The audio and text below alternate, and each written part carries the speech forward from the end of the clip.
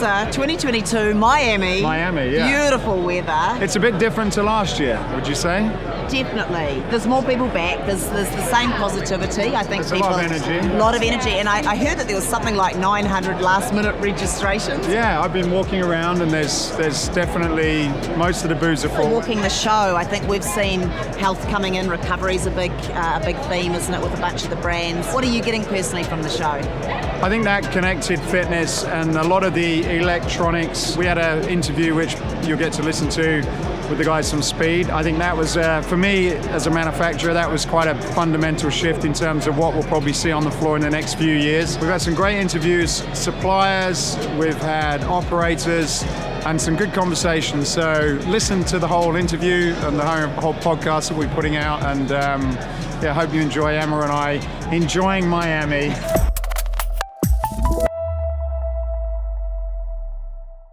Matthew, good to see you again. Good to see you, Dan. Dan Mooney, Speed Fitness here in Miami Convention Center, IHRSA 2022. And this gentleman doesn't need any introducing, but please introduce him anyway. This is our new Chief Athletic Officer and good friend, Michael Chandler. Honored and humbled. It's an honor to meet you. So tell us a little bit about this machine as it relates to high-performance athletes like Mike. Yeah, you know, it's funny you mentioned that. I mean, our motto, as you see probably all over, is built for athletes, made for everyone.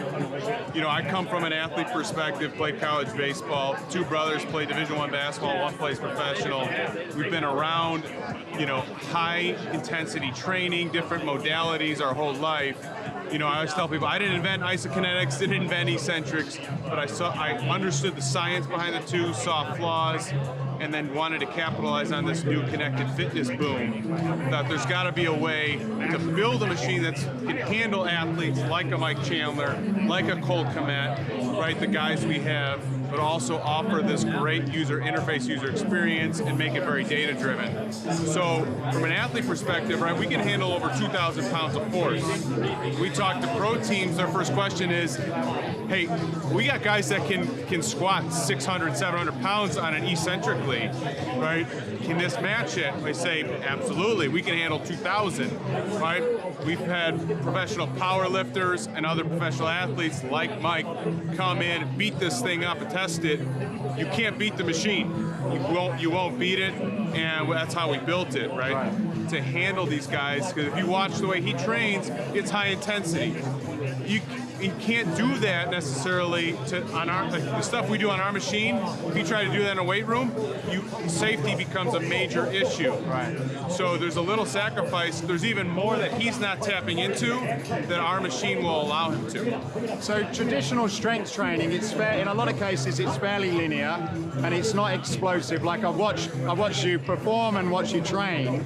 How would you use this, you know, in that kind of explosive, dynamic stuff? How would this apply for being a UFC fighter, essentially? Now that we've added, as you can see here, the isotonic, a little bit more fast movements, we can start doing belts, we can start doing a lot of resistance stuff. But even for me, I like to always couple strength and speed to create power, and that's what I've done from the beginning of my career, and I think it's done me well. And from injury prevention, also from a performance side, and just continuing to create power. So I love the isokinetic, I love the nemesis mode. We've talked back and forth about, I love the idea that you will never ever be able to beat the machine.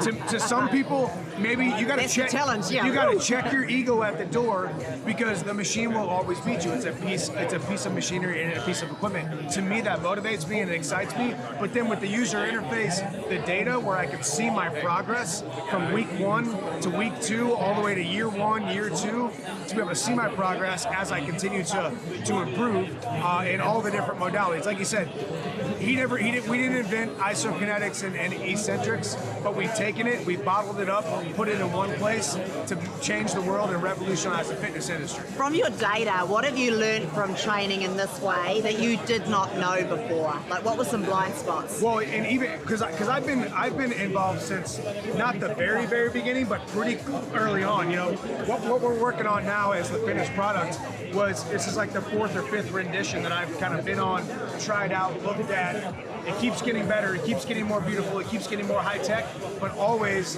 very easy to use. But noticing the increase in power, your increase in power over large amounts of time, your increase in power from rep 1 to rep 5. With that Nemesis mode on rep 5, it's almost like you feel like you're not lifting anymore. It's almost like when you're in the weight room and you're like, hey, when somebody's helping you get those last couple reps, those forced reps where you feel like you're not helping at all, but you really are, the mind-body connection of grabbing that bar, lifting it, getting stronger, getting more powerful and more explosive. So noticing more power over longer distances and longer duration is what I would say. What about a lot of, because when you move, it's more, there's a big flow to the type of stuff you're doing, which you don't get, I suppose, with normal machines. How does it function so that you get a lot of that rotational stuff? So now he gets, with the blend, right, we're the first ever to do isokinetic and isotonic together, right? And that's a credit to our awesome And explain on a basic level what that means. Isokinetic, right, is when the machine, it's set at a constant velocity, right? So it's moving and it's matching you perfectly, right? That's isokinetic. When you look at isotonic, think anything like digital weight out there now or traditional weights, where it's you pick the weight, but it's that weight the whole way, right? With our machine, what the isotonic allows you to do is way more versatility for a guy like this, doing stuff off the platform, rotational, the speed work he talked about, vertical jumps. So now you can not only, you're tapping into your fast twitch muscle fibers on the isokinetic, right, which is, there's proven science behind it. You're able to do that now with the isotonic. I mean, you should spend some time with our director of education, John McNulty. He can't wait to program the blend of the two, right? We've had a lot of isokinetic programming done already, but now you combine these. I mean, the workouts that he will design for him, next level. And in terms of the result, so let's kind of turn that into real terms. So when you combine those two, what will you be doing from a performance perspective in the octagon that will allow you to be better at? Well, I'm in mixed martial arts or even in wrestling before that, or honestly, it doesn't matter what kind of athlete you are, you want to be more explosive, you want to be more powerful. It doesn't always guarantee that you're going to be successful in your competition, but you're definitely putting your best foot forward to be successful.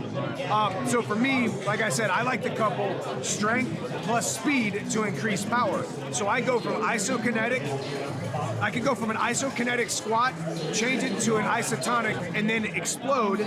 So I loaded myself up like crazy for a couple reps. Then I jump over, change the programming to isotonic where I can explode strength plus speed to increase power. And I would do that with shoulders, arms, back, all the different muscle groups.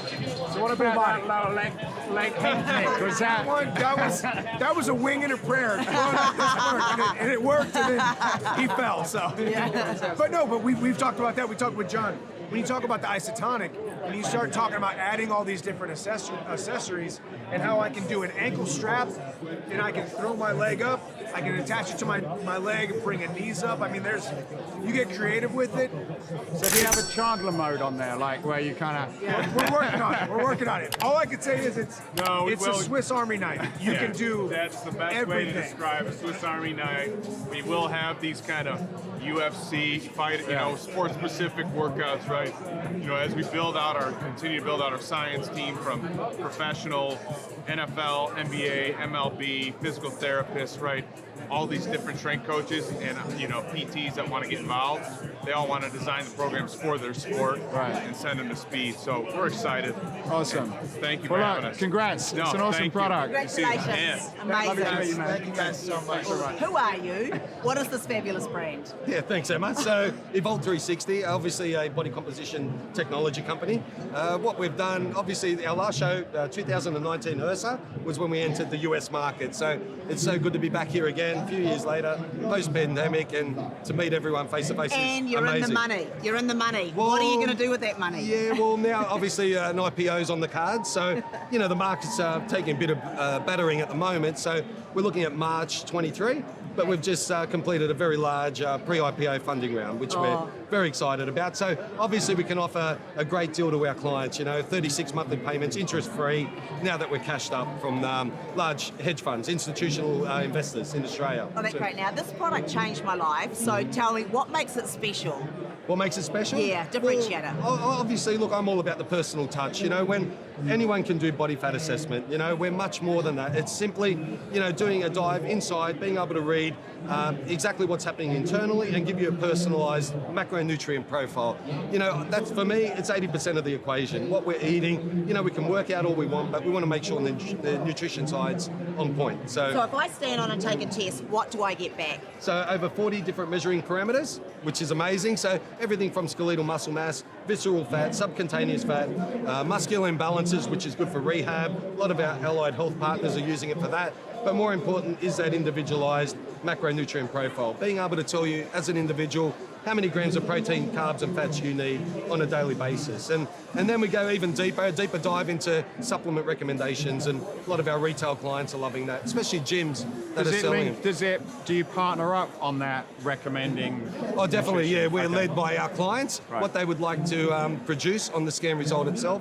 Yeah, it is personalised. So What about a lot of these things? I've heard the accuracy, even someone was telling me about this, to be honest, that it's kind of a little bit not totally accurate. What's the kind of like measurable accuracy of what you're doing? yeah, so it has come a long way. Look, BIA has been around 30, 40 years. It is a medical device, so it is FDA approved here in the US, TGA in Australia, CE marked. But the big thing for us, the advancements are the 8 electrodes. So you definitely want to make sure that you're connecting both the limbs, all the limbs at once, the hands and feet, being able to do a segmental analysis, so reading the body individually, your limbs versus the torso, rather than just a single cylinder.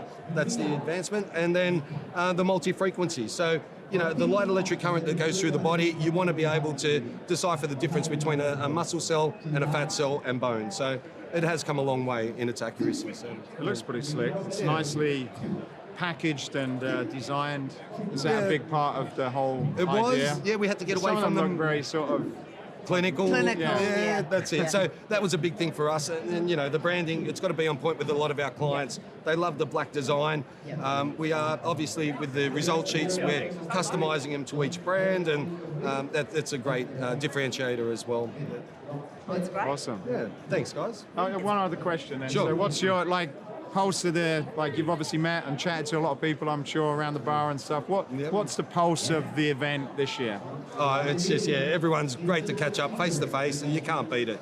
You know, to see everyone, you know, back in person. They're flown in from all over the world, and you know, it's great. The great events that are happening, you know, tonight and the next couple of nights, good times. Yeah. Good. All right, thanks very much. So, who are you and what is this? So my name is Edward Navan. This is the Covery Wellness Spa. This is all about human optimization. It's all about understanding, look, if you perform better, you're gonna feel better, you perform better. So this is really all about just making people healthier, happier people than anything else.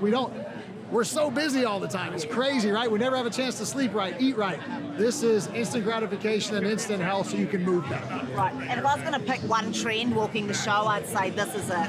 In the strip rule that I live in Redondo Beach, there are 3 recovery-ish boutiques now. Yep. Tell us about that. Is that true? Are you feeling like how are sales? Are you feeling like this is This is a phenomenal space. So obviously we've been in the fitness space a long time. In the recovery space and longevity space, we're opening stores up that are profitable within a matter of months, right away. That is incredible. It Usually really it's years. is. It's usually not 2 to years 4 in years, this. right?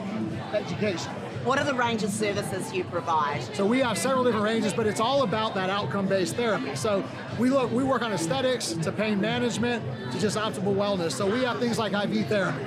We have NAD therapy, which at a cellular level restores the body. We have PEMF therapy, which is huge for pain management, but again, biooptimization. Okay. We also have full body cryotherapy.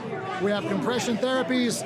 We use something called the Biocharger, which is a badass product that's 4 different types of energies. It's called Biocharger. What does that do? So it does PEMF, which PEMF is obviously about expanding the blood flow, making the capillaries carry more blood flow, and just all about energy in the body. It's also got photomodulation and red light.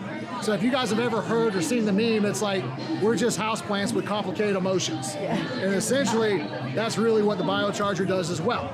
We also have things like the Hydrofacial. We bring in cryoskin for fat lipolysis and cellulite reduction. We also have something called M-Shape, which is body contouring. So at the end of the day, people can walk in and say, look, I want some help with just my energy levels, and we'll talk to them and say, hey, that might be a hyperbaric mixed with some PEMF and an IV. It's all about stacking the services correctly. Okay, great. So you're talking about some biohacking. You're talking about some invasive. So you're beginning to step from recovery into medical. How are you managing that? Because that's another big trend, as we're seeing fitness and health come together, wellness. How are you managing that? Because there's a medical part to that. We have medical doctors in all 50 states. We're also working with it on an international level now. So what we do is, as a franchisee or people come to us and want to talk about it, once we learn a little more about you and a little more about your area, we have a medical director ready to go in that area. Then we hire RNs, and our RNs follow all the medical protocols. If there's any issues, we do telemed services in. So this is legitimate medicine without a medical feel to it. So this is all about preventative. You know, we talk about, you hear all the time about, in America, we treat the cure a lot more, but we never try to prevent the issue. This is all about prevention. Mentally, physically, this is life-changing for people. So, you know, if you want to perform better at a fitness level, you don't need to work out 7 days a week. You need to recover, you need to sleep properly. The same way, if you're doing that, your workouts are going to be so much better. Optimization-wise on a career path, whether you're in sales, whether you're a C-level, or you just work a lot of hours, this is going to make you so much more productive. You're just going to feel better. Introducing the next big thing in functional training, the Escape Barrow, a revolutionary training tool that combines a loaded farmer's carry with a sled push to develop hip, grip, and core strength. Developed in partnership with Pete Holman, inventor of the TRX Rip Trainer and Nautilus Glute Drive, the Escape Barrow can be rolled, pushed, dragged and carried. The Escape Barrow packs a punch with an impressive load capacity of 440 pounds, and with a two-stage galvanized paint covering process, it's also ideal for outdoor use. So head over to escapefitness.com/barrow. That's escapefitness.com/barrow to find out more. Enjoy the rest of this episode. How much is the, so if you think of the Tom Brady's, the Kobe Bryant's, like obviously elite athletes are looking for that 0.1%, and you see them leading a charge, celebrities sometimes. How much of that is driving your business, and how is this mainstream all of a sudden? Like people are very aware. I think COVID obviously changed the perspective for a lot of people to realize, I need more time outside. I need more time to breathe, better sleep, a little bit less stress.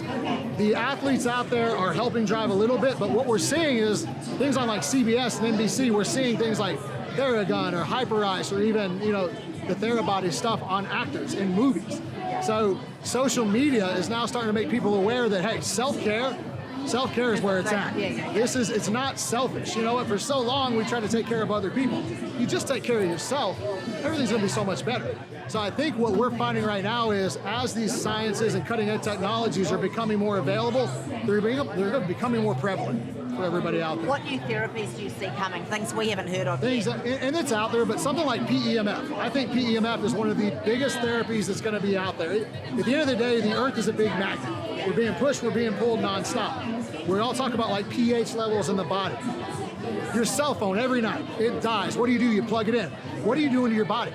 Well, PEMF actually sends the electricity into your body to recharge that tank. It helps keep the pH level of the body at that where it should be, from 7 to 9. What nobody realizes, what nobody pays attention to, is when that acidic level, that pH level of the body drops 7 or below, that's where all illness comes from, all disease, all cancer. It's the wrong environment. It's the toxins we put in our body from everyday life. I don't call it toxins, it's everyday life. It's food, it's the sandwiches we eat, it's the soft drinks. We are able to correct essentially all of that and get people on a healthier path. So number one, I think, is going to be PEMF therapy. Number two, to me, is the things like IV therapy. Because when you think about this, if you are to break your arm today or you're to break a leg and you get in an ambulance, what's the first thing they do? They pop an IV in. Not to fix your arm or your leg, but to manage your environment. So I think PEMF, IV therapy is going to be huge. Down the road, things like exosomes, stem cell therapy. Those are massive. Hyperbaric is something we do. To me, that's the most important therapy anybody can do. So hyperbaric oxygen therapy essentially forces oxygen into your cells.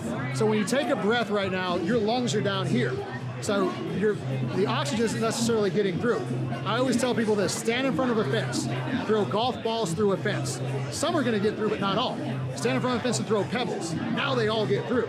So hyperbaric forces oxygen at molecular level into the cells. So our cells are constantly dying. The only way, and that our cells are what creates energy for us. It's all source of life. So if we put IV, then we do PEMF to drive everything into the cell. Then you hydrate and oxygenate it with hyperbaric.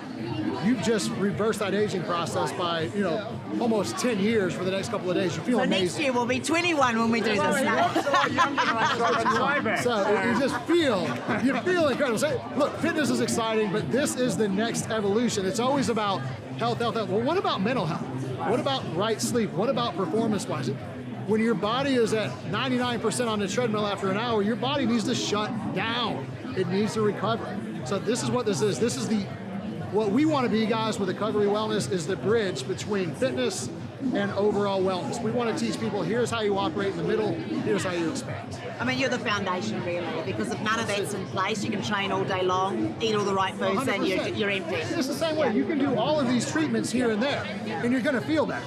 But if you put them together in a really outcome-based plan, it is life-changing.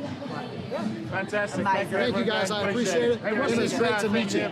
So if you guys want to wear it, this is what we put on people after an IV, but as people wear this around the show, we're going to give out 2 free sets of Normatec. So if we spot you at the show with this on later today, we're going to grab people and give some freebies away. Yeah. And where can we get one of these things? You got any in Miami? Not yet. So Okay. we're talking to a group. We got one in Fort Lauderdale about to come up. Okay. So this is only a year old. So in our first year, we managed to open eight spas. We've got another 20 we expect to open over the course of the next 8 to 10 months. And this is all corporate owned. Are you franchising? No, these are franchises. So we have our corporation's based out of Baton Rouge. We have 3 corporate stores there, but we have franchises that have opened in Florida, Alabama. We're about to open Georgia. We're about to open Jacksonville, Fort Lauderdale. Startup costs? Startup costs are anywhere from $300,000 to about $600,000. Reasonable. Below It's a an lot Orange below, Theory, yeah. below So it was whatever. below even a regimen when we Yeah, yeah. started. And the way we're doing this model is very fluid. Okay. You're able to start with IV only, and we'll build in treatment rooms, but we'll fill them with IV chairs. Okay. Once your revenue starts to come up and you're a little bit more comfortable, then we'll say, hey, bring in cryotherapy or bring in hydrofacial. So we break it all down on a per capita basis to know what to bring in. Option 2 is what everyone's buying right now is the mothership model, where they put all of it in, but we very much believe in a hub and spoke. So have a big boy, and then around town put a couple of smaller ones that might be IV and cryo only, or IV and hyperbaric only. So it's a way to kind of hedge your competition a little bit and For a help big people. one, what sort of revenues are people like? What's the range that they're So, bringing in? and not everyone's going to see this, but ours right now, like the last one we opened, did over $80,000 this first week. We expect these to do anywhere between about $125,000 to $150,000 a month, out of anywhere from 800 to about 2,000 square feet. So we're finding that you can do a very small model, which is awesome to save some footprint. But as we evolve and we start to add more therapies, you're going to eventually need more space. So we're finding this model plays well in about 1,600 to 2,400 square feet. And margins compared to your fitness business, and It's much higher. The margins on this can be anywhere from, if you're owner-operator, you're going to be at around 30%. If you're owner-operator and you're out and paying 30 to 35%. If you're owner-operator, gross. so gross is going to be, I haven't done the gross. The gross is about, it's 30% of total revenue right now. So we're doing $100,000 a month. We're making anywhere between about 30 and 40,000 out of And it. that ROI is basically because I'm paying quite a lot of money on my my square feet, right? Like, Yeah, so- comparative to fitness, I just keep thinking. You don't have that huge square footage, but also think about this. I mean, fitness is hard because there's so many different variables on what you're pricing out. With something like the Covery Wellness, you have several different buckets of revenue. You have aesthetics.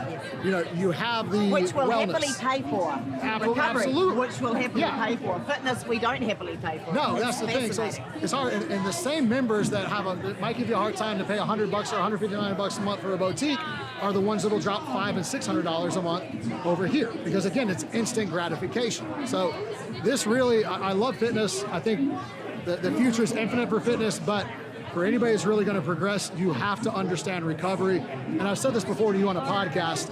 We're working a lot with fitness clubs doing recovery inserts, but the community needs to understand there's a value to this. You don't give away cryotherapy. You don't give away red light. You don't just give away compression. This is truly valuable to people because they feel it right away. So I think the best club operators out there understand recovery is needed. It's have a plan, present it right, more than anything else. Love it. Boom. So, Mic drop. Yeah, thank you very much, guys. I'm Kevin Yates. I'm the founder and CEO of Tribe. We're a high-end boutique fitness studio operating across Europe, and we're going to be coming to the US soon. Yes. Where in the US? Where are you going to start? I don't know. That's why we're here in Miami having a look around. Starting in Miami? Don't know. I'd love to. What's on the cards? Miami, New York, LA? Oh, well, we love Chicago, Austin, everywhere, Chicago. the whole everywhere. But we met some great people today. People who've been in the franchise world of the US, and they're giving us some advice. So, Right. So for people who don't know you, Kev, in America, because there's a lot of, about 50% of the people who watch this are here. Yeah. You know, you're not just an owner of one of the most successful boutiques, but you used to be an instructor, one of the most Really? We're going back here. well-known ones in England. You know, Well, come on. I tried. I had this, as you would, I had the spandex and I had the all that kind of stuff back in the 90s. So yeah, I was pretty okay. So you're not just here a businessman, you actually know what it's like to do this stuff. Look, I know what it's like to run a club, to build a club, to design my own club, to design my own business, and I know what it's like to teach. I know the struggles. I know getting up in the morning, I'm rewinding the tape decks back in the day. Now you're showing your age. And now showing age. But yeah, I've done everything, including backwashing a pool and stuff like that. So. But you're at the bleeding edge. Like, you're one of the few, the real few here, and we say that in all honesty, that really explores into what's happening next. Like, you're not scared to try new stuff. What's some of the new stuff you're trying at the moment? So one of the big things we're working on right now is the metaverse as well. So we're exploring how the new generation of alphas and moving, not just thinking about millennials, What's but really alphas? going back to the brand news like 14, We're going through 15. the alphabet again. okay. After the Gen Zs comes Yeah, A. Okay. so we're going even further back where they can't separate the physical world to metaverse. So this whole world is like, for them, is just a blended. It's the norm. It's going to be the normality of every day purchasing, living, where you shop, where you do things, where you interact, where you sociably interact. And so you can't just think about, if you think about fitness now, we all go, oh yeah, well, we've got it's going to the gym, it's going to work out. But if you think about gaming, not just gaming in itself, a lot of that's done by watching YouTube or watching channels. So there's gaming channels that you watch. So not all the time you need to participate to be physically participating. So don't just think about fitness. Yeah, I was as- wondering as about that. pushing. I'm like, well, okay, it's actually encouraged. Like my son, he's just always on it. I have to like lock it and hide it away. But I was wondering the connection between, okay, you're a fitness brand and your goal is to get people up off the couch moving.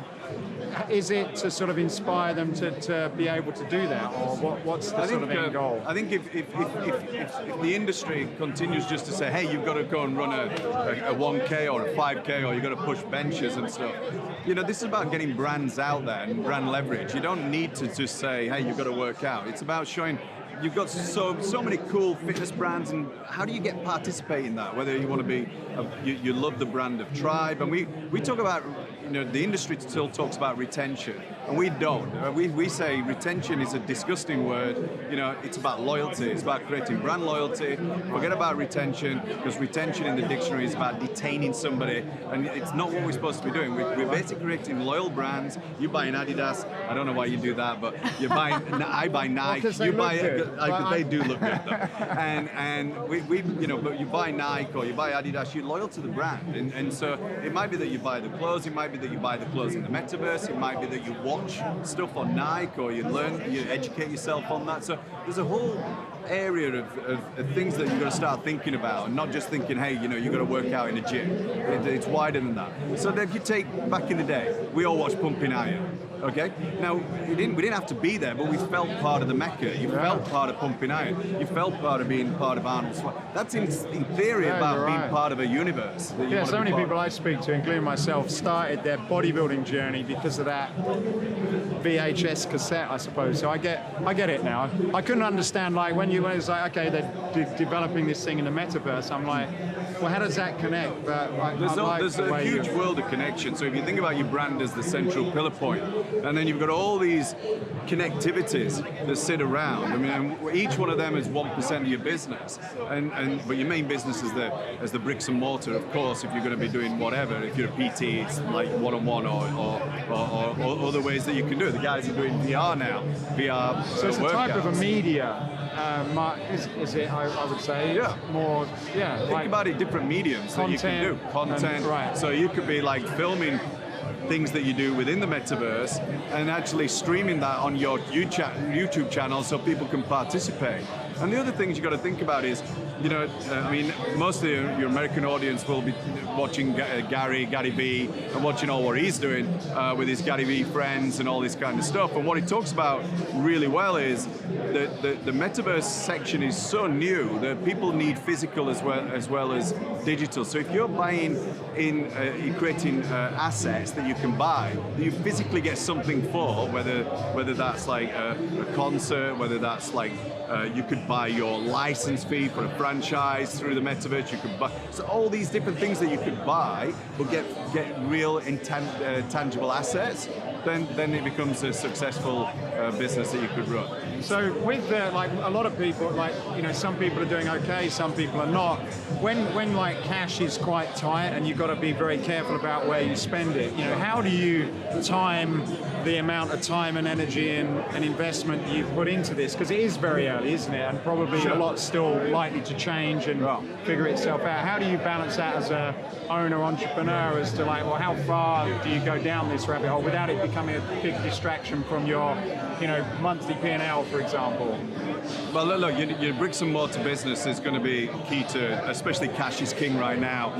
You know, inflation's at an extraordinary level. You know, people want paying more, you know, to cover the cost. That's happening, or they're going on strike in Britain. They are anyway. Not our staff, but like railway staff. And so you've got this whole movement. You've got to keep that solid base. But you work longer hours. You get up earlier. You get up at 4 a.m. and work from 4 till 6 on a new project, or do it late at night. So you got to put the hours in. That's all you got to do. Work hard, work long. So it's one of those things that you're keeping an eye. You sort of, it's an additional, like you got to see what's going on, but you know, your day to day is still your day to day. And Mark, you know, growth is optional. Change is inevitable. I mean, you know, the market's going to change. There's a whole new dynamic to, you know, pre and post COVID. You know, what people are looking for, and you know, we're getting that with the Great Resignation. We're getting it with the changing society, what you want, where you want to live, where you want to work, how you want to be as a family. Things are changing, and if we're not going to keep up with that, then your clubs will not survive, or if you're a PT, it'll not work out. You've got to move with the times. And what makes you different. move forward? Like, is it the fear of missing out? Is it I want to learn mistakes? Like, what is the drive? Because you're always an early mover. Yeah, I mean, don't be afraid to make a mistake. I mean, like I've made thousands. I've made more mistakes We've than I done have. tens of thousands. Yeah, I mean, like literally, if I told you some of the calamities, you'd die. But like, you know, don't be afraid. We've all made them, and you know, you guys have run businesses and you own businesses. We all make huge amounts of mistakes. And so this becomes business as usual for you. Actually, you're just always trying new stuff. Just It's not like, oh, are we going to invest in this? There's no fear around it. It's just, we're going to do it. Well, you've got nothing to lose but a bit of time, and I mean, time is precious and everything else. But if you're not trying these things, then someone else will, and we've got to see where they go and you know what manifests. To be honest, your teams get excited, and if you're not creating change or ideas, and you're saying, oh no, let's just do the grind, the daily grind, then do I want to work for you? Where's your innovation? Where's the So if your business is not innovating, and if you're not moving forward, and you're a big box and you sat still doing the same crap that you were doing 3 or 4 years ago, I promise you're not going to survive. And it's like you've got to innovate, you've got to change, because it's providing stuff for your team, so your teams get excited and think, well, at least we're trying something. We're coming with new ideas and innovation. It could be anything. And also you've got to let them participate. So we're letting our teams participate in the whole metaverse and have some fun, design your avatars, think about some really cool ideas that you can come up with, and if we can monetize it, let's share the money with you as well. Let's share in that monetization, and so we can make them like enjoy the wealth that we can create. So it's about sharing. Awesome. Well, look, Thank you congrats. so much. I'm looking forward. We've got, there's a place just down the road. So who are you? What is going on here? I'm Sean Turner. I'm the CEO of Les Mills in the US. Hey! I know Emma for a while. Couple of decades. Yes. And here we are at IHRSA 2022. Happy to be here back in person, doing cool stuff. The theme of our booth here today is the ultimate group fitness solution and how we're helping clubs solve for their members' engagement challenges and retention challenges by bridging the physical in-club and the digital out-of-club as in one ecosystem, and then also leading in some of the innovation we've got around the metaverse and some other cool things that we're doing as well. Cool. Well, tell us about the cool stuff. So we've got the metaverse happening here. We've got Body Combat VR. Yes. Which is performing very well. I've been tracking all the feedback, and this is by gamers, people who live in this world. Yes. So congratulations on that.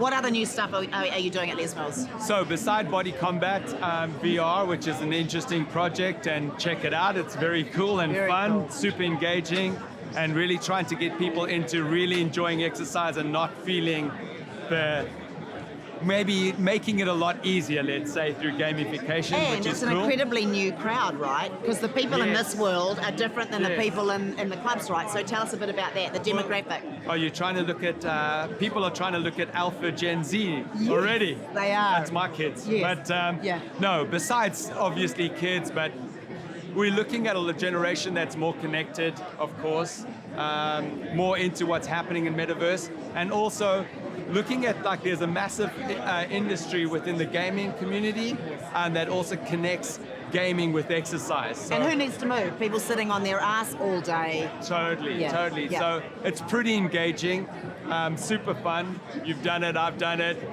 Different way to work out, but definitely we see it can fit into the mix well with live and with other digital aspects.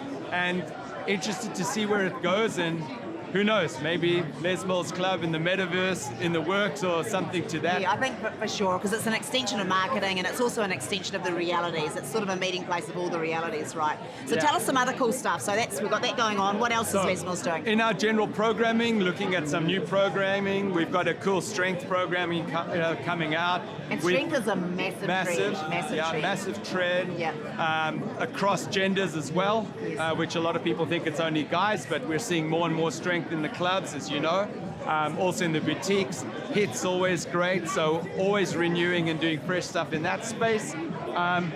We're also doing some run and some cardio work in our trainer Outdoor series. or wherever. As well on a treadmill. Okay. And that's on our Les Mills Plus app.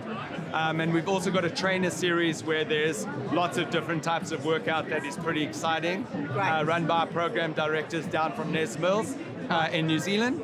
And then on top of that, we're also looking at expanding our Les Mills Plus app, developing that further, continuously evolving. So some nice stuff on there. And then also looking at how we look at our in-club digital as well in the virtual space and also at the at-home space. So you'll notice our booth is really set up in a way that it looks at all the environments. So you've got live in-club coming into in-house or at home, and then also connecting with VR. So we're trying to find that ecosystem that clubs and help clubs have it all in one ecosystem, from live digital in club and digital at home as well. So, and we come from the traditional club space. I mean, both of us have that history, Yeah. as does Les Mills. I guess you're looking at other verticals now, so people's behaviours have changed. We're not all going into work. We're perhaps living in a more fluid residence now. So I guess, are you looking into corporate? Are you looking into businesses? Are you looking into hotels and all the other verticals, I guess? Yes, of course. I mean, all of those areas and people's well-being, it's never been more popular. And especially in the US, there's a lot of great multifamily that have nice clubs, and they've reached out to us. And also the industry, that's something cool that's happened in the industry in COVID is people are much more collaborative, I find. I don't know if you're seeing that. 100%. And we're collaborating with a number of partners in some school spaces. So yeah, corporate wellness is big for us. We've been doing some interesting stuff in that space. hotel industry, of course, elements of training in room, in their clubs, etc. Digital brings that into play. Also, multifamily units, a lot of new, nice high-rises going up in urban areas, very nice clubs, but also opportunities to go into in-room or in-apartment as well. So that's interesting. And then, of course, also in the hotel industry. There's some super interesting stuff happening, and they're looking to engage more people on a health level and bring that wellness into as part of their brands within the hotel space as well. Right, great. So, and just perhaps let's just finish with a couple of industry comments. So, we're floating around IHRSA, you're seeing stuff, you know, what's striking you? What's some really new ways of thinking, or like what's catching you? You're a marketing guy, you're looking at trends all the time. What's catching your eye right now? Well, it's been coming for a while, but I think recovery is big, and I think that's one of the biggest trends. And you know, we often speak to our partners, and we speaking to other people and know people in that space. I think that's something a lot of people are looking at.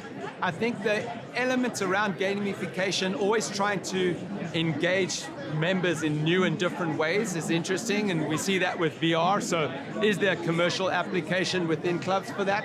Can be quite interesting as well. And then I think on top of that, what else have I seen that's quite interesting? I think also in the software space and the platform space of the delivery of content is also a big area. A lot of clubs are still really trying to work that out. They've dabbled in using different platforms. What we're trying to do is bring one ecosystem all together. And I think that will actually help people bridge live and digital, but also important for them to actually use digital to drive back to live. And obviously, that's where we feel we come into play, and we have a competitive advantage because we produce digital content that will actually drive you to the same live content. So making that connection is useful. Instead of using content that's not connected to your live programming, we see that happen, maybe not a good. So that's an interesting space. Yeah, that's awesome. And then last question, Les Mills invested hard and sprinted right throughout the pandemic as we pulled out. Some people didn't. What is the main challenge for us here, for Les Mills here in the US? In the US at the moment, I would say that we're looking really to drive our club growth and really work with the ultimate group fitness solution and have an all-encompassing program. And I think that it's about the timing of how we connect our product and our evolution and our innovation with what clubs are doing. Sometimes we find there's a bit of a lag, and clubs are trying to kind of get their game together or how they're going to play in digital. Our surveys have said that people are coming back stronger than ever to live, but they're also using digital, and we've seen that 60-40 split, 60 live, 40. Integration with wherever they're at in their life cycle, and what we can plug into. Exactly. Right. So are we kind of keeping pace with what they need and bringing them into having an ecosystem that actually bridges that gap and actually helps their members work out in that 60-40 split? Because we know that a lot of people were working out at home before. And then the other challenge we're seeing is, how do we really take advantage of all the new people coming into fitness, the new audience? And how do we because of COVID and the lift in health and awareness around that. How do we onboard them better? How do we make them stay? How do we help them create their habit, as we say, on the operator side, and really grow that lifetime value that they, we create a fitter planet ultimately. Absolutely. Well, congratulations. Keep going. You're awesome. Thank you. Yeah. Thanks for being here. Awesome. Jeff Halevy, Altis Movement Technologies. Woo. So You're new to the show. Like, we walk the show every year. This is the first time we've seen this. Tell us about it. Yeah, Altis is the world's first AI personal trainer. And I think when a lot of people see us, they think, okay, this is another connected fitness company. We're not a connected fitness company. We're a deep tech company, I'd say masquerading as a connected fitness company. So we're first commercializing a novel new technology that is the world's first movement operating system. When I say movement operating system, it is an AI and computer vision based system that is able to see a body, understand what it's doing, and improve its movement. And it doesn't make a difference whether it's exercise, the way we formally think about it, physical therapy, clinical movements, recreational movements like golf, tennis, or even martial arts. And it, in fact, is so powerful that within just a few years, we'll be able to interpret sign language in real time, creating accessibility solutions, and even teach people how to play an instrument using the platform. So we're just getting started now with a fitness product, which is the Altis AI personal trainer, the first of its kind. And Altis truly sees you, understands you, and personally instructs you. It delivers the most personalized and interactive fitness experience ever.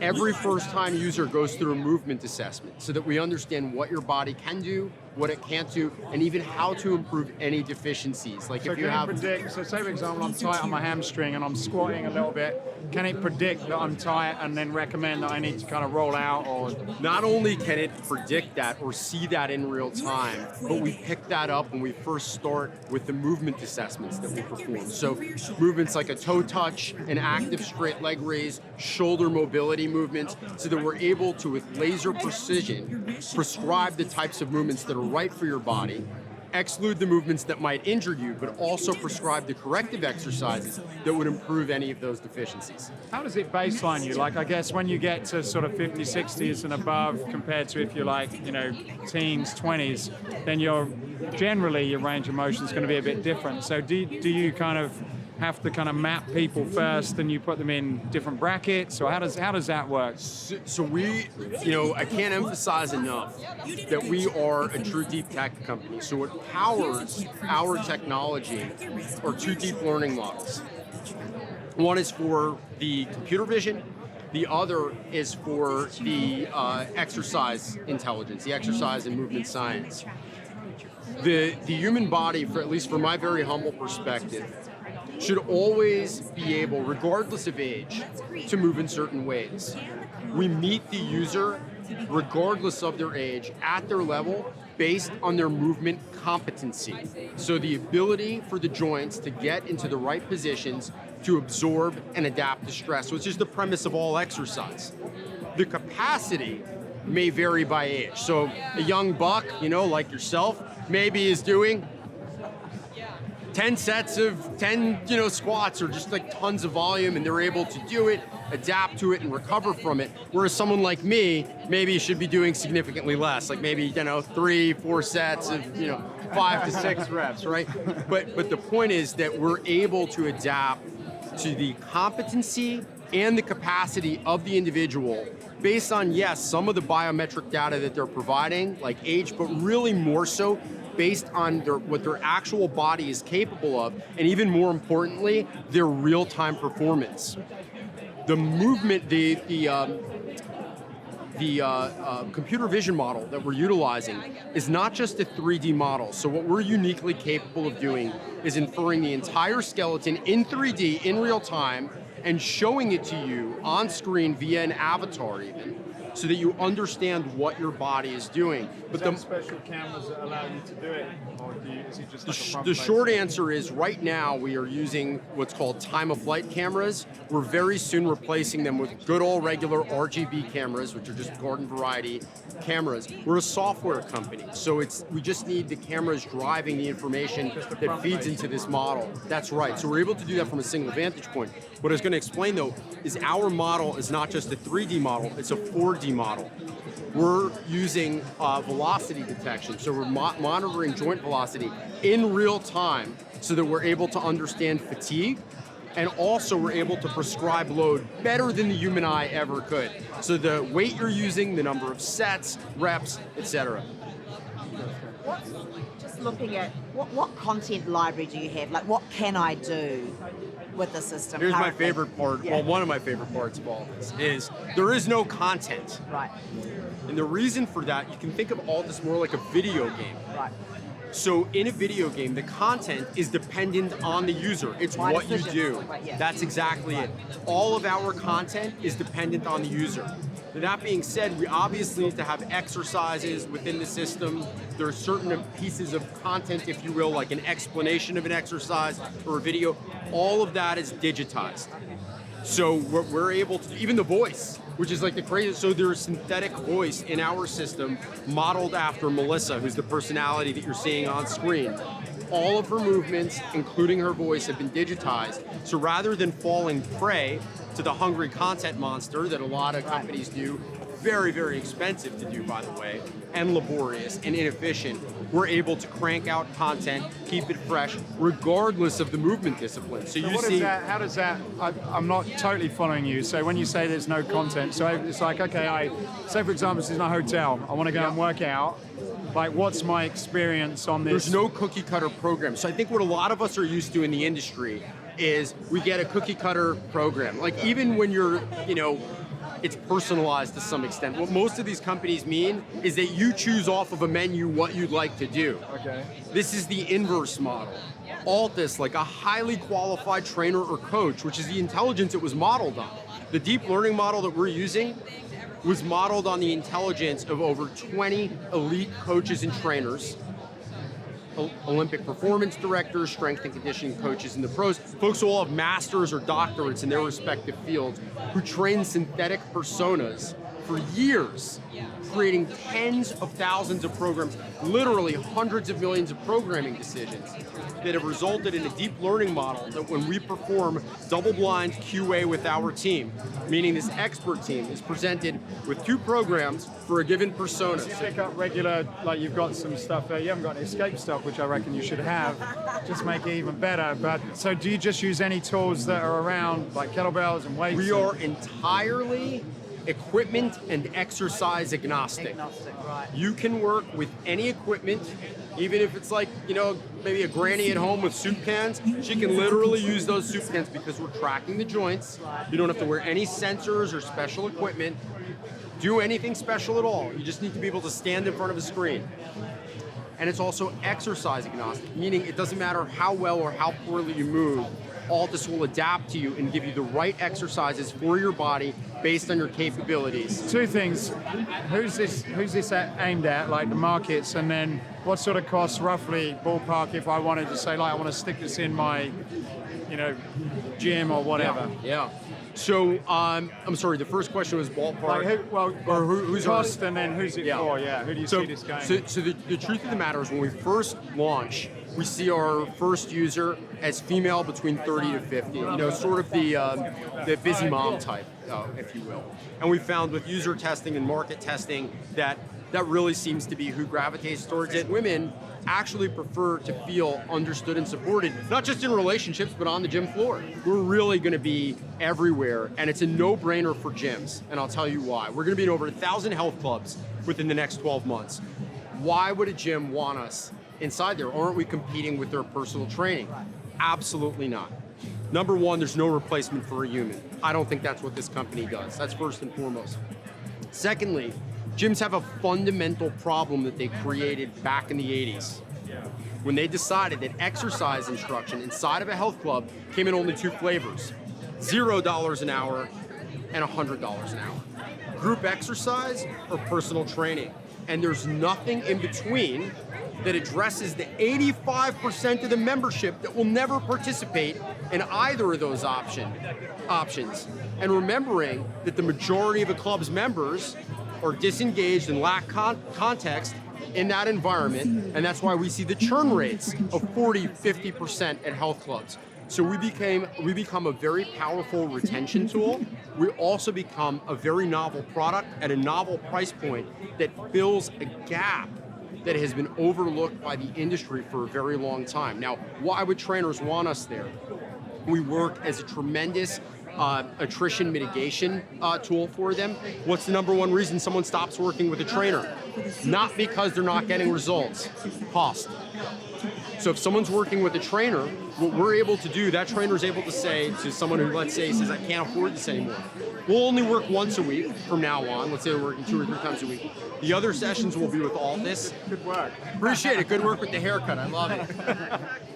Thank you very much. Very excited to be here, and I have Christa Dellebovi. I'm the Director of Training and Education for CLIMBR.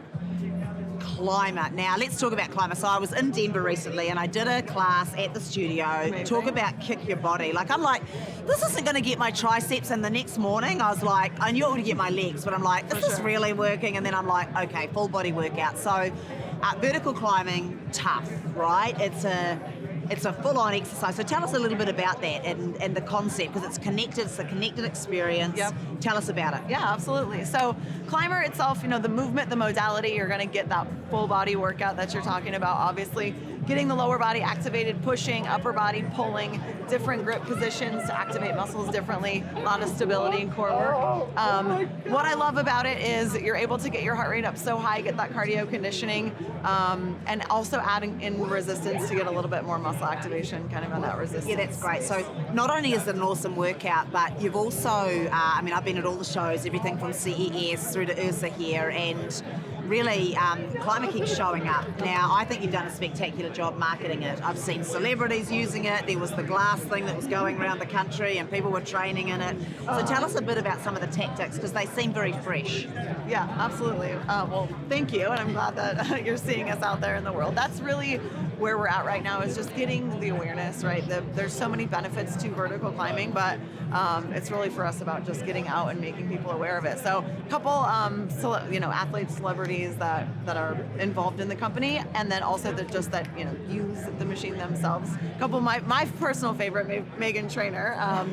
She's such a sweetheart. And then on the athletic side, OBJ, he uses his CLIMBR all the time. We actually got him a custom red climber, so he's definitely using it a lot. LeBron is a big vertical climber. So. LeBron, never heard of him, no, just joking. Look, that's awesome. So the brand is established now, I guess, in terms of product. You've obviously got engineering teams and software teams and stuff.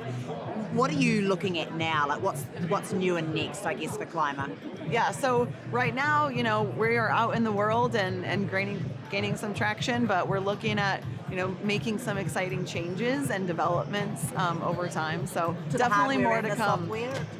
More to come, yes. Okay. She's not telling us. I'm trying, and she's been told to zip it up, which is great marketing, more great marketing. But I can tell you there is stuff in the works. Okay, sure. That's really good. And then how are you finding the show, and how are you finding CLIMBR's position in the show? I love it. This is fantastic. It's so fun to get so many incredible industry people, the best, at what they're doing, and connect with like-minded people. So it's been super fun for us. We'd love to see people get on the CLIMBR for their first few times and get their body moving and see how it feels. So it's been great. Love being here. And you actually bring up a really good point, and I urge this for all our listeners, and that is, don't judge things until you've felt them. Like whether it's recovery, or whether it's a new connected fitness experience, or whether it's a customer management system, like get in and try it, because quite often the experience of it is different than your judgment of it. And so congratulations to you and the brand. Thank you for your words, and good luck with the secrets that you won't tell me right now.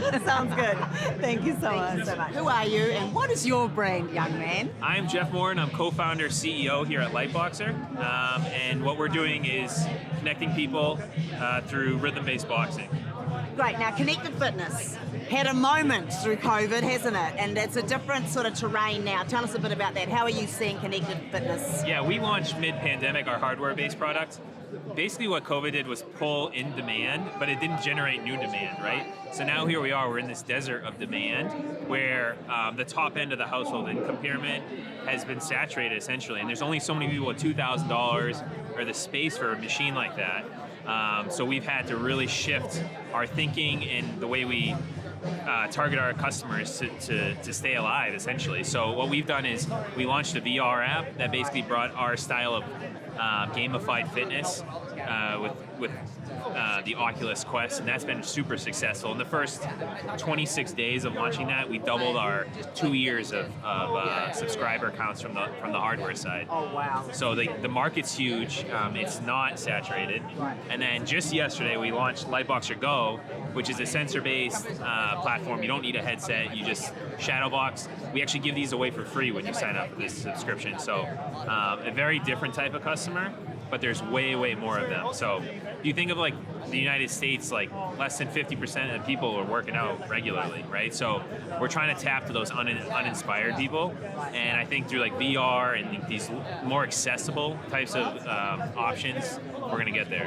Right, so you're building out the market a little bit like we've got Peloton and then we've got Echelon, so more of a more affordable version, but you're going the next step and even deeper. It's for people who don't have the space. And if you think of like the global market, right? Yes. You look at like the Gulf nations and places like that, like they're hungry for fitness, but people can't ship there, or they have trouble. Like we've even looked into it ourselves, like getting stuff overseas and dealing with returns and logistics. It's a nightmare. So something like this, way easier to get over there. In VR, for example, we've launched that globally, and so we're finding new customers in Mexico and the UK and Canada and stuff like that. So it's been pretty fun to watch it grow that way. Oh, that's great. And you come from an interesting background, so you're part PT, right? And you're part MIT. Like you've kind of got, a brain and a body, I guess. So how do you see the world through those two lenses at the moment? I think fitness is like part of culture now. It's and for us, what we're trying to do is make healthy habits, right? Like if you don't brush your teeth, you feel weird. We want to make it like if you didn't work out that day, you feel a little weird. I think with the gamification of everything, it's been interesting. Like gaming is actually bigger than the movie industry and even the TV industry. So why not apply that to fitness as well? And so I think as the gamers become adults and they're still gaming, I think this speaks to them a little bit more, and we're using that as a motivator to get people to think working out sucks a little bit less. I love that. And then just, I guess, one final comment. How are you finding the show? What's your big takeout so far? Oh, the show's awesome. This is my first time at this show. Right. I was at CES this year. I think these booths are better built than the CES booths, and it's a good vibe. Everyone's like very happy, and it's fun. So I'm impressed. I'll come back. Yeah, that's great. Well, look, congratulations on your launch. Thank you. Keep doing the great work, eh? I appreciate it. Awesome. Great to see you again. Who are you? Who do you represent? Kaumil Gajrawala, the healthy living analyst at Credit Suisse. The very first healthy living analyst. Yeah. And the first and so far only. That's fantastic. Look, you have a very unique look at our industry. So now that we're here at IHRSA, which has come from traditional club market, what are you seeing? Like you're looking at the whole world, we're seeing recessions and wars and all of these things. How are you seeing the fitness industry right now and trends? The first thing that we're seeing, which is exciting, is in real life it seems to be very much back. And a lot of the club owners and operators that I'm speaking to many of them are ahead of 19 levels. Right. And so, sadly not all of them are here. Not everyone is here, but it's very clear that there was a group of folks that maybe weren't very engaged in the clubs pre-COVID. They've been very quickly replaced with a much more engaged set of folks, and now you're seeing numbers better than where they were just a couple of years ago. And I think when we were in kind of mid-pandemic, you weren't always sure if that was going to be the case. And now it seems like not only is that the case, but there's an opportunity to sell that connection, and people are really sort of gravitating towards it. Right, so that's great. That's great news. That's great news. What other trends are you seeing? Like as you walk the floors here, what are you seeing popping up that perhaps wasn't there 2 or 3 years ago? I think what's happened is the engagement has there's been more and more work on engagement, taking beautiful pieces of hardware and then figuring out how to make them more engaging. And a lot of the companies, if you looked a couple of years ago, they had great hardware and they were just trying to figure out how to make it more engaging. What we're now starting to see is the hardware-software connection is getting stronger and stronger. And so I think there might have been a time where there was really great software and a time where there was really great hardware. And this doesn't switch like a light switch, but if you came here for the first time some number of years ago and you came now, you would see that the two are a lot more interconnected than they ever were. Right, that makes a lot of sense. And then I guess as we look over the next couple of years, yes, it's nice that Live's back. Yes, we've seen that Connected Fitness, for example, that's in the background right now, has had a moment. We also potentially have a little bit of a dip in the market. We're all facing bigger expenses and things like that. What do you think is going to happen for the industry in the next 24 months? Yeah, I think the next couple of years are going to be tricky because while the demand is there, like a lot of other industries, the demand is there, supply is tricky. Supply of staff especially, I'm hearing from almost everybody that I've spoken to that staffing is a problem. If you can get somebody, the cost of staffing. So does that end up bringing prices up to the point where the consumer changes their mind? We're not there yet. It seems like right now there's plenty of pricing power, but 2 years is a long time. At some point, the thing about inflation is you don't feel it, you don't feel it, you don't feel it, and all of a sudden you feel all of it. And we don't know where that moment is or how far it'll go. But I think staffing and really kind of demand is a big piece. And that makes it difficult, I think, for the hardware folks in the room because it's eating up some of the P&L or the investment dollars that could have been used in putting new equipment in, adding new software. And there's a mix of really exciting things that are available, but you also have to have people. Right. And right now it seems like people's become the priority. I agree with that. Now, we talk about live coming back, so people are loving being a part of something. Tell us about the at-home market. What are you seeing there? Are people retaining those behaviours? Are we making the pie bigger? How do you see that? Look, I think we always kind of look at Peloton as the the flag bearer for the category, but I think what we've discovered now is they just were the biggest and they were first and that was fine. But now people are still very interested in at home, in many instances like a fill-in. And I think while there was a time where there looked like there was going to be a lot of competition in real life versus at home, now we've worked out something in the balance. So you speak to a lot of trainers, they can increase their engagement with customers if they can offer them some things to do at home in between sessions. And the so more it's an as well as instead of an instead of. Exactly. More or less. Exactly. As well as. And so I think that connection, the conference where we met was all about omni-channel, or omni-fitness, I guess. And so I think we're continuing to move in that direction. I think people still want things in their house. They want it to be engaging. They want it to, they want to feel good about what that product is, as opposed to perhaps stationary bikes in the past. You feel awful for not using it. You spend some amount of money. And so I still think there's room for both, because at the end of the day, there hasn't been a period of time where people have decided that they want to be less healthy. And whatever that trend was from the 80s to the 2019, it accelerated, and that hasn't really changed. What and how they're doing it, that's going to change a bit. But I think the opportunity for at home is still quite robust. Who the players are may be different. Might change. The brand names might change. A lot of consolidation, lots of partnerships. So I guess a lot of businesses have limited resources. We're now having to serve the omni-channel. We're having to do digital, we're having to do live, we're having to, perhaps retrain staff, perhaps pay them more because there's price war out there as well. What do you see as some of the watch-outs for our industry? So, and perhaps you're probably looking over the fence at other industries at this point. What do we need to be aware of, cautious of perhaps? I think that some of the issues are going to be that inflation may come very quickly. Right now you'll feel inflation on the cost side. We haven't seen it on the demand side. Right? So we're not even seeing, for example, gas prices are very high. Convenience store sales haven't really been impacted yet. One might have thought, because gas stations and convenience stores are linked, that you would have that, but at some point it may. And I don't know if that's $5 a gallon or $6 a gallon, or where you live, $8 a gallon, like whatever. Yeah. Emma's from California, by the way. But so that's one thing to watch, is like how far can you go? Because you obviously need to make profit, you need to make P&L. The other thing is, I think everyone is trying to solve for one particular problem, but might not be looking through the details of their P&L on where they can be more efficient. Sometimes paying for a piece of equipment can actually save you some money over time, but you feel like you don't have that now. But if you can get there, they may actually be more efficient, including things with software. If a software can reduce your churn and increase your engagement, it might be worth the money now, because that's something that you're going to need.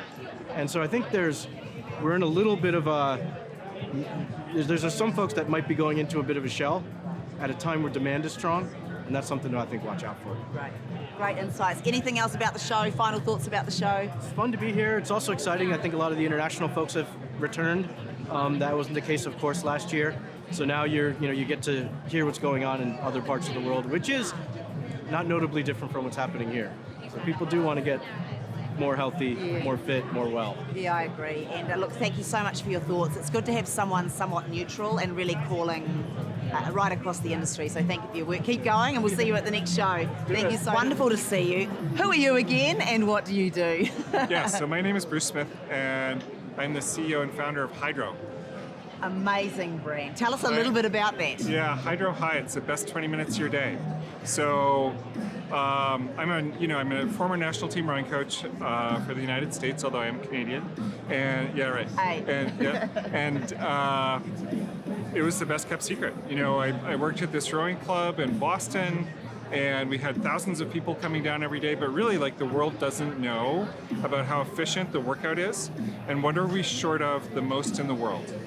Other than love, it's time, and rowing delivers both, so it really is, we think of it as the best kept secret still, And there's something happening in the whole world where consumers are getting educated about what actually happens when they exercise.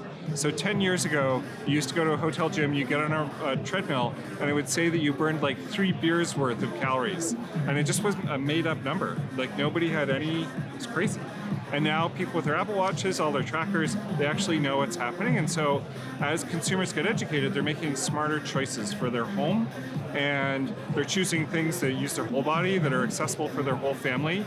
And so kind of regardless of what happens in the larger market, the compound annual growth rate for rowing is higher than the market itself. So we see a huge opportunity for our brand and for rowers in general, actually. Yeah, and you've been a first mover in the connected space, and you've done a beautiful job of pulling authentic rowing into a platform that has mass market appeal, I think. Tell us a little bit about that. How does your brain work for that to happen? Because I've seen you present a number of times, and I just think the way you see the world's quite special. Oh, that's very nice of you to say. So, rowers love this idea that it's like a super special thing, and you have to wake up at 5 in the morning, and you have to get the flat water. And if you're not suffering and it's not really hard, you're not part of our, and that's just not true. It is this amazing experience, and we wanted to make that experience genuinely, like really truly accessible. And I've spent the past 15 years now translating what happens in like special rowing secret world for the rest of the world. And I hope it catches on, for people. With our customers, certainly we have this crazy NPS score. They really love the experience of being out on the water from their living room. And it's taking that synchronicity, the swing, the splash, the sweat of being out on the river and delivering it to your home. And it's not as good as being out there on the water, but it's way better than zero. So I think it's super cool to be able to take that. It's the oldest sport in the world. People have been moving boats around with oars for a really long time, and delivering that in a new way to everybody, making it genuinely accessible. That's what we're really about. Yeah, that's amazing. And then you actually tell us about the content. So you film live on the water, correct? Yeah. So how big is that content machine? It's big and it's hard. We don't pay rent, which is really great. So because we're out on lakes and rivers all over the world, and it's not like a GoPro stuck on your boat. It's actually a whole team of people, sometimes up to 15 cameras, a lot of microphones, and the idea, getting people. So step back for a minute. What kind of media do you have a relationship with for your whole life?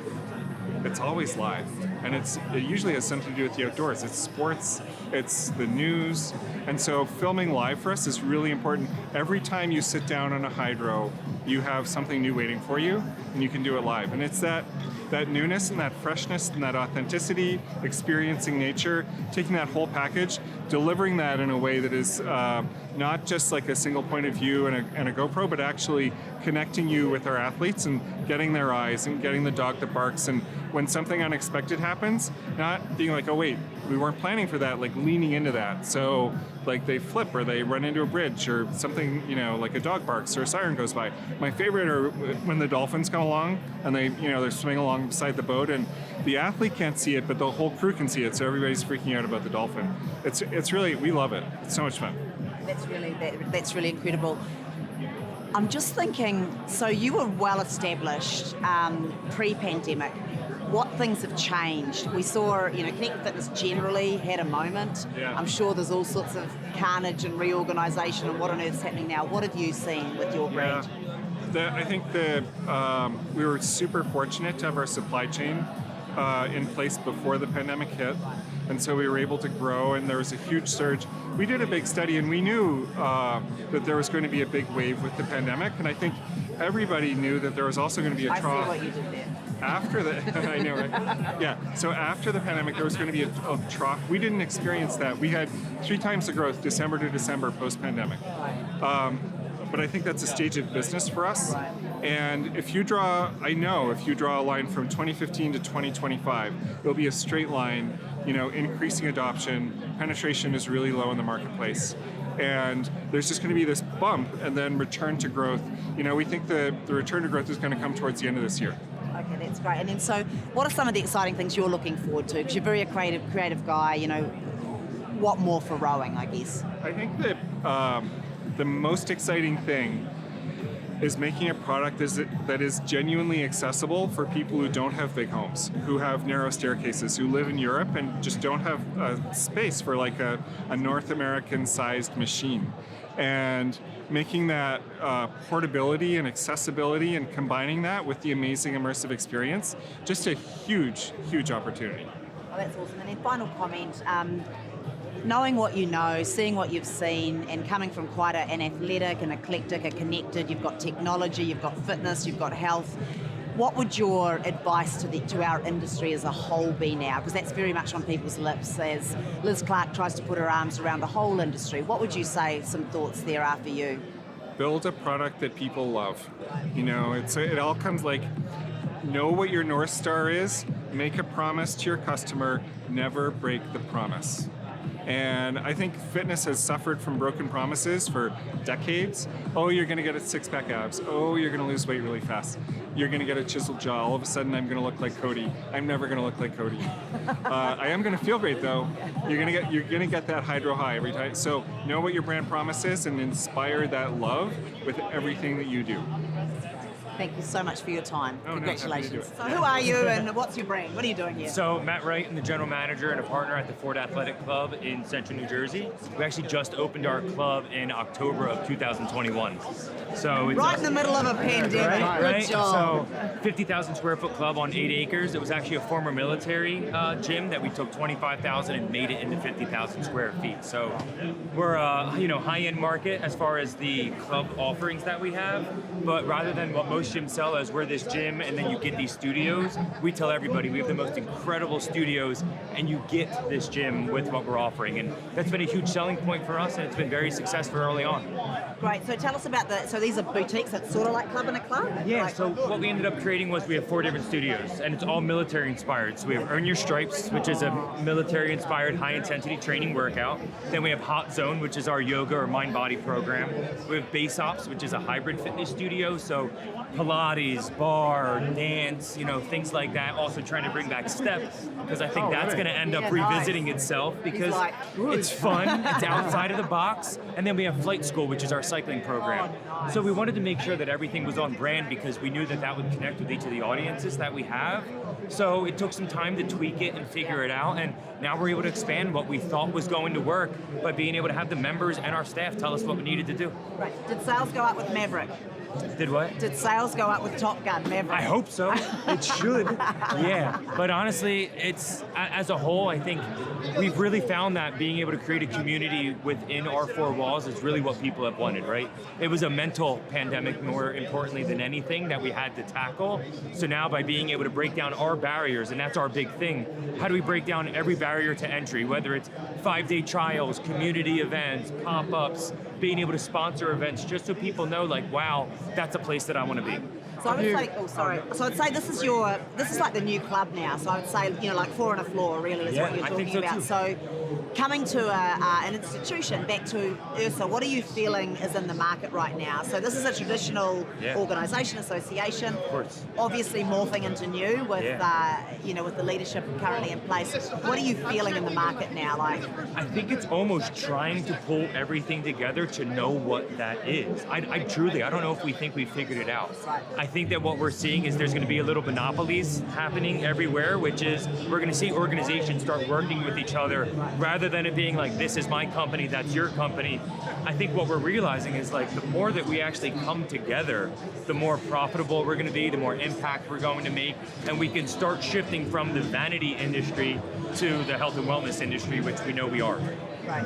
How have you talked about the communities, how does the community work in your facility? Like, do you have kind of micro communities within the whole one, or are you bringing it all together? How's the dynamic? Because you're kind of individual boutiques, but with a gym, and you're putting it all together. I'm just curious, like how you sort of like nurture that, really. We try to curate our tour, and when people are coming in around sort of like those high-end touch points, right? So if you think of the design of the facility, we're trying to get people to go in the same direction, so we're always having face-to-face interaction. Because once again, when you see the person over and over again, it's like, oh, Emma, how are you? So that's one of the pieces. We also put special attention to the space outside of the studios, so that when people are waiting to go to those classes, like I said, we want people to go there. So right now, about 60% of our members are at the high-end membership, which is all in or all studios for us. So that's probably the most important. Second thing is we always do pop-up events that break down those barriers that I spoke to, which is, like we did a pedal plank and Prosecco where we merged a cycling class, one of our base hops classes, and then of course we always try to tie alcohol into something. We've also even gone as far as going out to fitness influencers that are micro-influencers in the area, bringing them into our four walls to deliver something that maybe we don't offer. They then bring their communities in with us, so it helps to, member engagement, and then the staff have a lot of fun because they don't feel like we're stealing from them. We're actually introducing them to new people. What's the sort of, how you position, like what's the rough pricing for the top compared to everything else that's out there? So I mean, we have gym only, $89, or our all-in is $159. So we're right in a sweet spot. Our average dues are probably just over $110 right now. Ancillary programming's gone really well. We have seen real big boost in personal training right off the bat. We switched our model to bring on salaried trainers to actually start off to be able to build us up. I think I actually spoke to you very, very early on because we knew that if we were going to get the talent, we were going to end up needing to spend a little bit more money in the beginning, and now they're all self-funding themselves, and now we've been able to grow from what was 4 trainers to now 8. That's amazing. And you spoke yesterday at IHRSA. What was that about? So it was using technology to increase member participation. So one of the points that I got across was it's not about having to spend the money on new digital technologies or things like that. It's about what you have at your disposal, which is your website, your social media, your in-club advertising. So it's not about a lot of spend, but it's what you do with it. So how, what's the modern day storefront? Your modern day storefront right now is your social media pages. It's whether it's your Instagram, your TikTok, your Facebook, whatever it might be. It's your website a little bit because people, they're going to spend 6, 7, 8 times researching what you're doing before they even come in your club. We have to sell them before they even get there, and that's what we've seen. Our tours last 10 minutes, even though it could be a 45-minute tour. I know. Because they know already. We've been front and center for them. So that's the way that we end up creating it. So I really push that, and then just making sure people understand that copy and text is very, very dead right now, that it has to be video. Because what's nice is when you can take those micro bites, right? Don't we all do it when we get our social media? All you do is this, I always say it's scroll tap is what it's called. You scroll till you see something that you feel like is gonna be of value or that you wanna just watch, you watch it and then you go on to your next thing. And then the last point I said is don't measure your success by your engagement. We post 3 to 4 times per day across each of our channels. And we don't mind if we only get 30 likes. We want people to only be seeing what we're doing at the fort. So it's not just about lifting weights, it's about community events. It could be pickleball, it could be cycling, it could be yoga, or spotlighting our members, because we know our members have their communities that when they reshare it, it's free marketing for us. What about paid? Like, do you recommend, because I guess it is the way the algorithm works, we were talking about it yesterday, it can be quite difficult. There's a lot of people on the platforms. Do you boost and pay for stuff as well, and how do you? We very rarely do, to be honest. Right. We really try to push it just through what we do. We, if anything, invested in a media company to help us come up with strong content. Now, because it's sexy and people are like, oh my gosh, the new show in town, they want to be there, right? It's like any new release. We just try to continue to keep those new release feels by being able to update. We shoot content once a month. They get all of it, we put everything together, and then we have a plan. And then that's how we measure it. We'll throw it out every now and then. Like, we might even throw in like a snail mail campaign just to touch in a different way or maybe reach a different audience. But, very rarely do we actually have to put too much spend into the paid social ads. Are you doing anything TikTok? We have a TikTok, but I don't think that we could measure the ROI on it right now. Yeah. I've heard that, and I was like thinking about this, but from what I've been told, one, it's quite easy to get really, really good reach. Yeah. And also advertising on that, so I've heard, is very easy and inexpensive, and there's quite a lot in terms of just brand awareness from that community. Like we're still very early days, but I've heard it's definitely something I've been told we need to kind of figure out. And a lot of the, as you said about the content, a lot of the TikTok style short if you can kind of get it working there, it then is working on other platforms because that's how people want to see things now. So I didn't know if you've... I mean, we didn't start with it right away. We saw it as an area of opportunity, but when we can shoot those 15-second bites, that's really how we're consuming. Like before, we were talking about let's keep it under 5, then it was let's keep it under 3, and then now we really try to balance between 15-second and 1 minute. Yeah. We either do a minute video if we're really trying to showcase something, or 15 seconds. And a minute nowadays sounds a long time. Yeah. Well, and I brought that up now, like even like when you go to write an email, MailChimp or Constant Contact, whoever, it tells you it's like your read time's 4 minutes. Well, guess what? You lost them after maybe 30 seconds, unless there was really an attempt. And what do most clubs do? You put your call to action about your trial at the bottom, thinking that's where it's got to be front and center. You know, like we don't, like our Earn Your Stripes studio is our most popular studio. It's the only studio front and center when you walk in to your left with a big, beautiful lounge, floor-to-ceiling windows, and all powered by Escape. Oh, that's great. Well, thank you, sir, on that one. Yeah. That's great. Yeah. Thank you. Hey,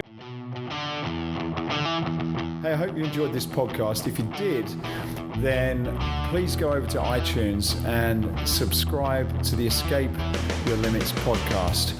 Leave a review, leave a comment. It really would help us a lot to continue to keep these going.